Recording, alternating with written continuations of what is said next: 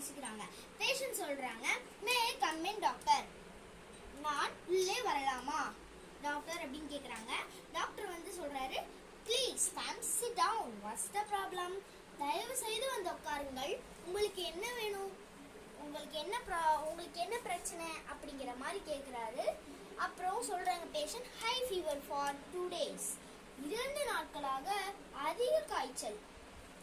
Doctor சொல்றாரு, to you have headache அப்படிங்கிறாங்க. Doctor, உங்களுக்கு தலைவலி இருக்கிறதா அப்படிங்கிறாரு.